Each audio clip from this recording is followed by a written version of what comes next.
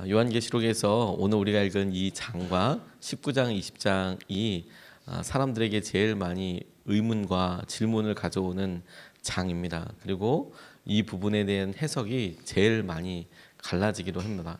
이것을 어떻게 해석하느냐에 따라서 교단 자체가 바뀌기도 하고, 그리고 자기 믿음 생활에 있어서 중요한 기조가 바뀌기도 합니다. 오늘 읽은 말씀 가운데 몇 가지 중요한 일들이 나오게 되기 때문입니다. 요한계시록을 묵상하면서 하나님께서 제게 도전하신 것이 다시 말씀 앞에 아주 납작 엎드려서 이게 어떤 말씀인지 기도하고, 그리고 아주 오랜 기간 동안 설교를 준비하도록 다시 이렇게 세우시는 것을 많이 보게 됐습니다. 많은 분들은 어떻게 이야기하는지 참고해야 하나님께서 이것을 우리가 어떻게 나누고 붙잡아야 될지에 대해서 마침내 기도할 수 있게 되는 것 같습니다. 세 번째 환상이 우리가 읽고 있는 말씀이라고 말씀드렸습니다. 요한계시록이 크게 네 가지 환상으로 이루어져 있는데, 이 전체 환상을 기억하는 것이 중요한 이유가 무엇이냐면, 우리가 시선을 따라가고 장면과 단락을 보게 되고, 그 주제와 그 상황이 동일한 말과 흐름을 가지고 있다가 뚝 끊기고 또 하나가 이어지고 또 하나가 이어지고 이렇게 진행이 됩니다. 그래서 첫 번째는 소아시아 교회에 보냈던 편지들을 중심으로 한 예수님께서 말씀하시는 이 편지글을 중심으로 하는 환상. 그리고 두 번째가 제일 길면서 여러 재앙들이 나와 있는 봉인을 떼는 것, 그 나팔 소리, 그리고 진노의 대접이 쏟아지게 되면서 있었던 여러 재앙들, 여러 변화들, 심판들이 있었습니다. 그리고 어제 우리가 읽었던 17장, 18장에서 그리고 이제 20장, 21장에서 이 세 번째 환상에서는 큰 음녀, 창녀라고도 이야기하고 바벨론, 그리고 새 신부 예루살렘, 이 두 사람이 하나님과 주님과의 관계를 말하기도 하고, 그리고 그들을 따르는 무리들을 의미하기도 하고, 이 대조해서 표현하고 나와 있습니다. 그래서 어제 17장, 18장에서는 큰 음녀와 바벨론이 어떻게 멸망하는지, 패망하는지를 우리 같이 나눴고, 오늘 읽은 19장, 20장 말씀에는 어린 양이 어떻게 준비되고, 그리고 그 혼인잔치가 어떨 것인지, 그때가 어떻게 될 것인지를 이제 설명을 하고 있습니다.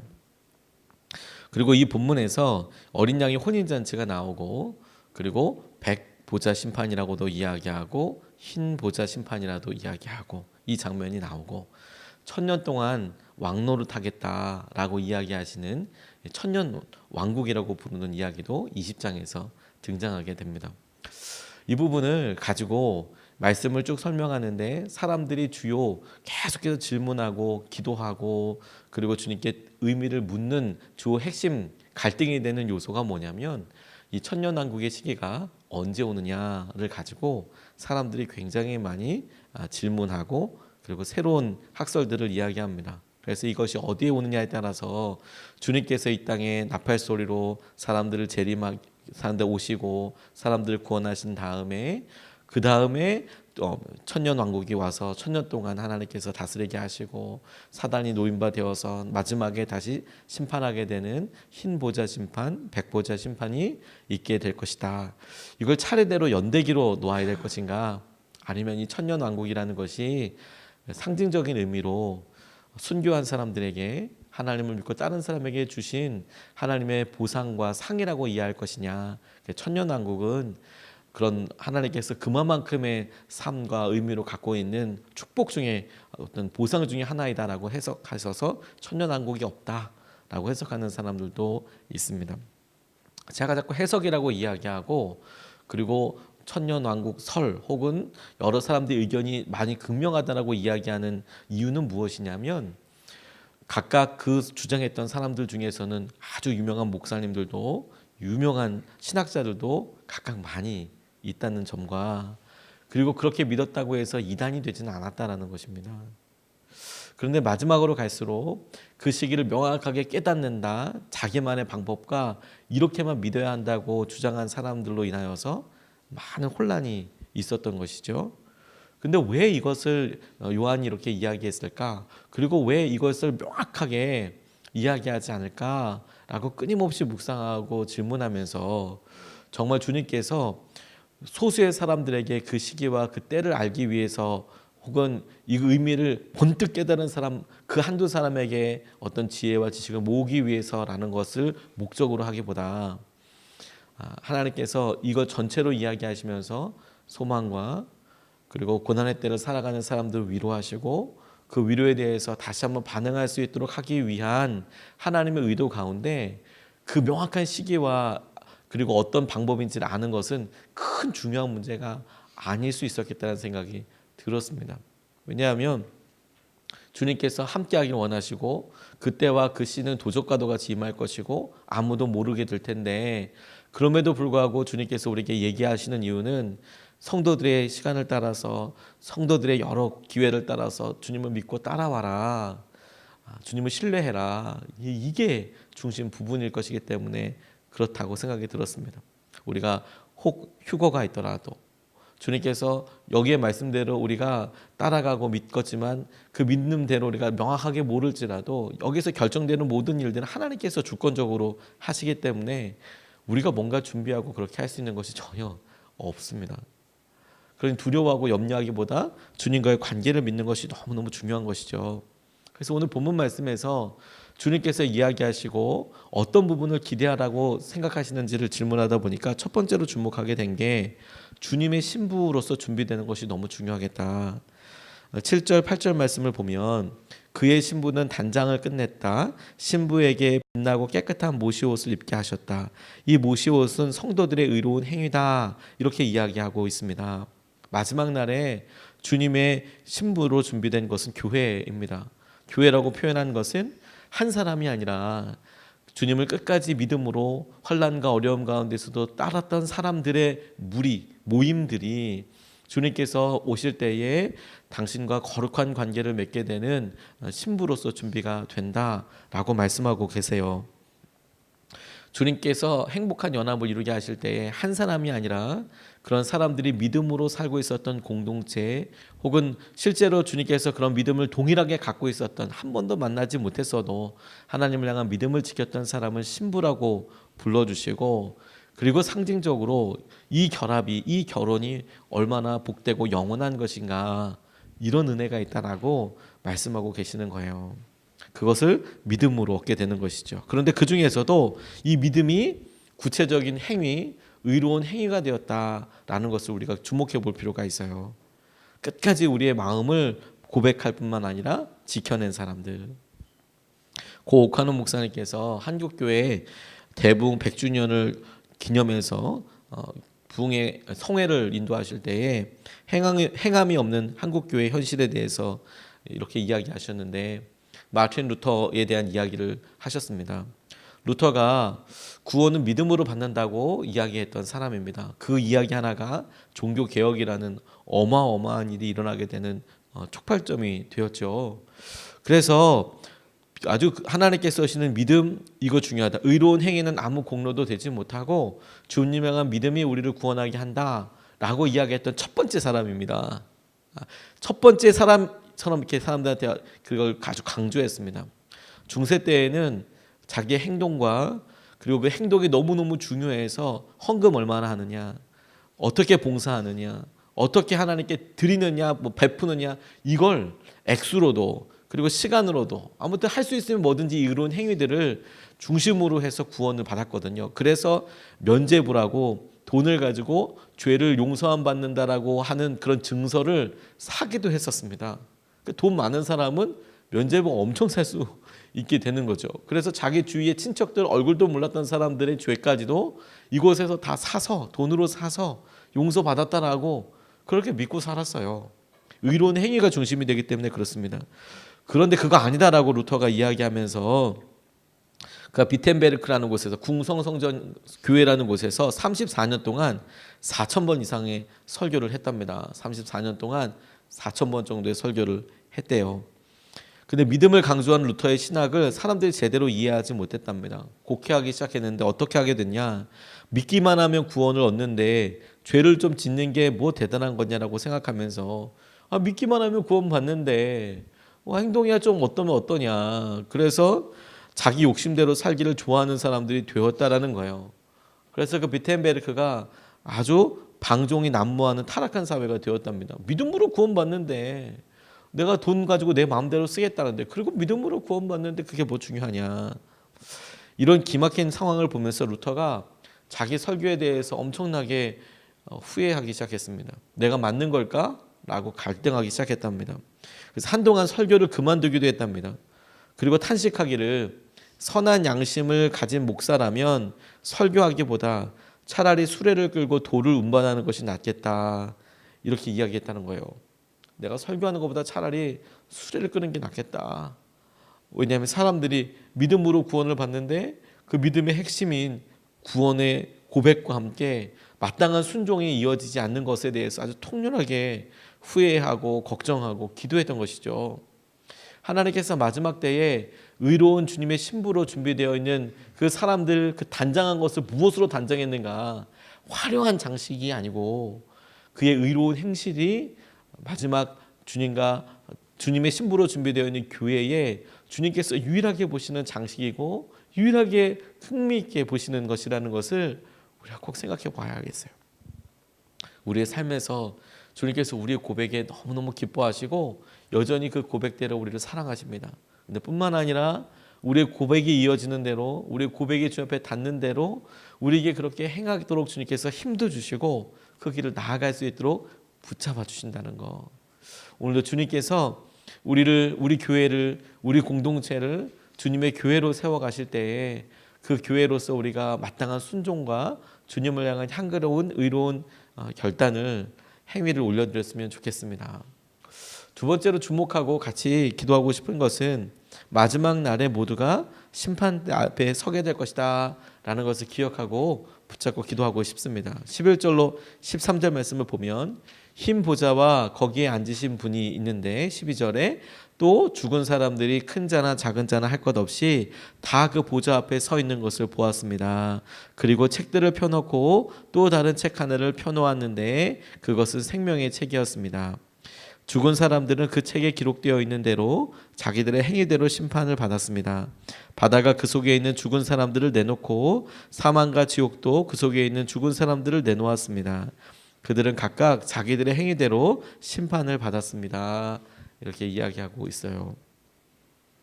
주님께서 모든 때를 마치시고 모든 사람들을 그 행위대로 심판하십니다. 죽은 사람들이 살아나서 보좌 앞에 서게 될 것이라고 이야기하고 그 죽은 사람들의 행동이 하나도 잊혀지지 않고, 그리고 하나님께서 기록해 놓으신 책 앞에서 우리가 다 낱낱이 다 확인하게 될 것이다라고, 그리고 주님께서 생명으로 기록해 놓으신 생명책에 그 이름이 있는지도 우리가 대조하게 될 것이다라고. 이 말씀이 여러분들에게, 아니 이 말씀이 초대교회 사람들에게 위로가 되었을까요? 두려움이 되었을까요? 그것을 우리가 잘 이해하는 것에 따라서 오늘 우리에게 주님께서 하시는 의도를 붙잡을 수 있겠다는 생각이 들었어요. 우리가 백보자 심판이라고 이야기하는 모든 사람들이 다 하나님의 보좌 앞에 서게 될 것이다.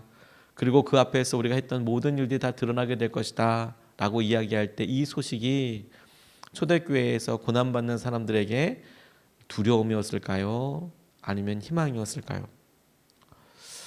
하나도 두렵지 않았을 것 같아요. 하나도.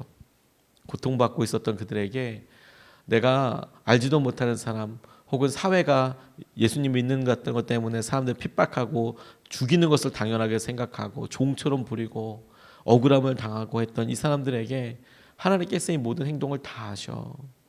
자기의 사랑하는 사람이 자기는 도저히 설명할 수 없는 이유 때문에 자기 앞에서 죽고 순교하고 그 사람들이 떠나가는 것을 보고 눈물로 숨기고 그렇게 있어도 자기의 삶은 더 나아지는 것이 아니라 똑같이 언제 죽을 줄 모르는 상황과 아픔들을 겪고 있을 때 죽은 자들이 부활해서 죽은 자들이 하나님 앞에 다 서서 그들이 했던 행동과 그들이 했던 고백들이 다 드러난다고 얘기했을 때 이 사람들은 얼마나 기뻤을까요? 얼마나 기뻤을까요? 우리가 이것을 바라보면서 하나님께서 마지막 때를 준비하라고 이야기하실 때에 우리가 이것을 당연한 기쁨과 기대로 서서 주님께서 오실 길을 갈망하는 마음으로 주님은 이거 예배하기를 원하실 거예요. 그런데 마치 주님께서 사랑하는 사람으로서 오시는데 시험 보는 사람처럼 내가 어떨까? 내가 준비가 잘 될까? 이런 두려움으로 준비하는 것은 하나님께서 원래 말씀하신 의도랑은 너무도 다르겠다는 생각이 들었고, 그리고 한국 교회에 있어서 많은 사람들이 이 종말론에 대해서 사람들의 두려움과 마지막 때에 심판하게 된다, 그 심판에 너도 당하게 될 것이다, 당신도 죽을 수 있다, 이런 두려움에 대해서 너무 집중하게 하면서 잘못 적용하고 그런 자기의 힘과 자기의 어떤 견해들을 세우는 데에 많이 이것이 잘못 해석된 부분이 있었다는 생각을 하게 됐어요. 마지막 때 하나님께서 이끄실 때에 그 만남은 우리에게 너무나 기쁨이고 은혜가 될 거예요. 주님께서 우리가 참았던 것, 우리는 별거 아니라고 생각할 그 일들을 다 기억하시고 주님께서 그것으로 우리를 칭찬해 주시고 우리의 삶을 붙잡아 주실 테니까요. 하루를 보내면서 우리 딸들이 제게 와서 그날 억울했던 이야기, 그날 있었던 이야기를 다 이야기합니다. 다른 분들이 보실 때는 이게 뭐가 중요하나, 이거 뭐 들어야 되나 싶을 정도의 이야기들이에요. 사실 아빠가 듣기에도 이게 중요한 이야기일까? 아빠가 설교 준비하고 있는데 설교 준비 다 깨고 들어와서 아빠 나 이런 일 있었다고 막 이야기하는 게 이게 진짜 중요할까? 이런 생각을 하다가 딸이니까 중요하더라고요. 딸이니까. 그게 다른 무엇보다도 중요할 때도 있더라고요. 마지막 때의 사람 생각하면서 주교철 목사님의 마지막 설교인 나의 5 종목의 기원이라는 설교가 생각났습니다. 이분이 마지막으로 순교하기 전에 했던 설교라고 내려오는 원고인데 이분이 이런 5가지 종목으로 이야기했어요. 첫 번째 기도가 죽음의 권세를 이기게 하여 주옵소서. 사망아 네가 쏘는 것이 어디 있느냐, 이렇게 설교를 하시고, 두 번째 나의 기원은 장기간의 고난을 견디게 하여 주옵소서, 이렇게 설교를 하셨고, 세 번째 부탁하신 것은 나의 세 번째 기원은 노무와 처자를 주님께 부탁합니다. 그리고 네 번째는 의에 살고 의에 죽도록 하여 주십시오, 이렇게 사람들에게 부탁하고, 다섯 번째 자기의 기원은 내 영혼을 주님께 부탁합니다, 이렇게 나눴대요. 그런데 네 번째 이야기를 하면서 사람들이 배신하고 사람들이 그렇게 떠나가더라.